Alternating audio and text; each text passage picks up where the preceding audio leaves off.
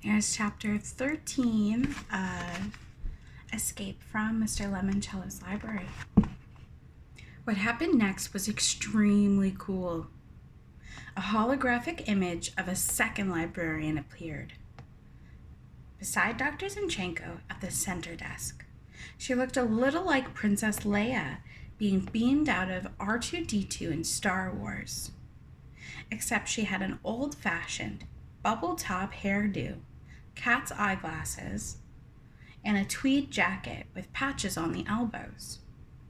Here to present our official library lock and rolls, said Dr. Zinchenko, is Miss Gail Tobin, head librarian of the Alexandriaville Public Library back in the 1960s, when Mr. Lemoncello was your age. If you remember, we talked about her a few chapters ago and her influence on Mr. Lemoncello. Overhead, the Wonder Dome had shifted back into its 10 Dewey Decimal displays. How old is she? Asked Sean Keegan. She'd be 110 if she was still alive. But she's dead and working here? Let's just say her spirit lives on in this hologram. Miss Tobin's the one who helped Mr. Lemoncello so much, Kyle whispered to Akemi when he was a kid. I know. Her hair looks like a beehive. Kyle shrugged. From what I've seen on TV, the 1960s were generally weird.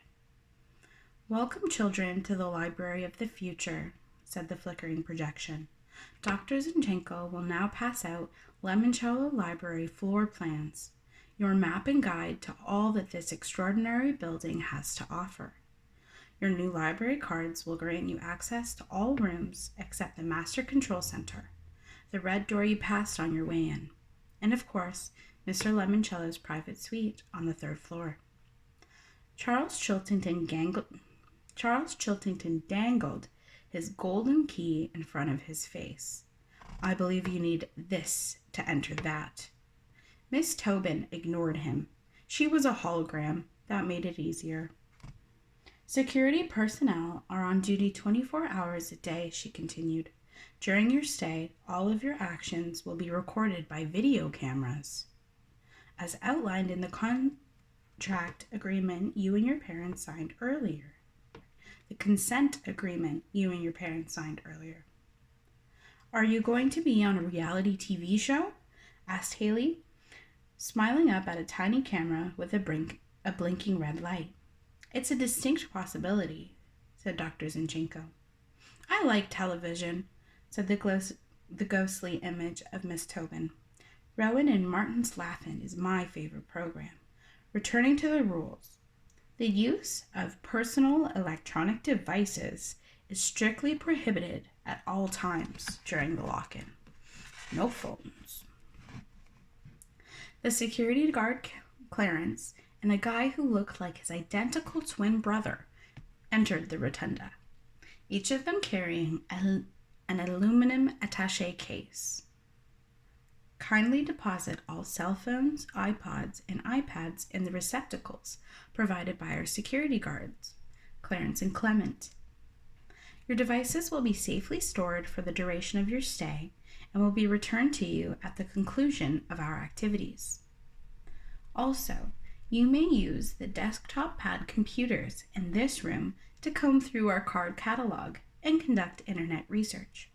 However, these devices cannot send or receive email or text messages, whatever those might be. Remember, I retired in 1973. We still used carbon paper. And now, Dr. Zinchenko will walk you through the floor plan. Everybody unfolded their map pamphlets. As you can see, said Dr. Zinchenko, fiction titles are located here in the reading room. The children's arrangement room with soundproof walls is over there. Two fully equipped community meeting rooms, as well as the Book Nook Cafe behind those windows where the curtains are drawn, are also located on this floor. Upstairs on 2, you will find 10 numbered doors, each leading to a chamber filled with books, information, and, displays related to corresponding Dewey Decimal Category. Kyle raised his hand. Yes? Where's the Electronic Learning Center? Dr. Zinchenko grinned.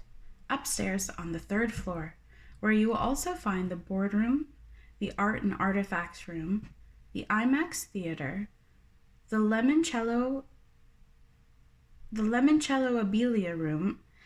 Can we go upstairs and play? Asked Bridget Wage. I want to try out the new space shuttle simulator. I want to learn how to drive a race car, said Sean Keegan. I want to conquer the world with Alexander the Great, said Yasmin Smith-Snyder.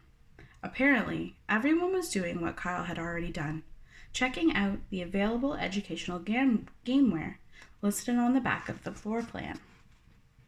Early access to the Electronic Learning Center will be tonight's second prize, said Dr. Zinchenko.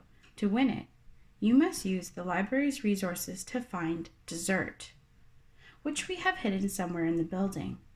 Whoever does the research and locates the goodies first will also be the first one allowed into the Electronic Learning Center. So use your wits and use your library. Go find dessert. Everyone raced around the room and sat down at separate desks to start tapping on the glass computer pads. Well, everyone except Sierra Russell. She spent like 2 seconds swiping her fingers across the screen, wrote something down with a stubby pencil on a slip of paper, then wandered off to inspect the 3-story tall, curved bookcases lining the walls at the half back of the rotunda. Kyle watched as she stepped onto a slightly elevated platform with handles like you'd see on your grandmother's walker. It even had a basket attached to the front. Dr. Zinchenko. Yes, Miss Russell. Is this safe? Because the book I want is all the way up at the top. Yes.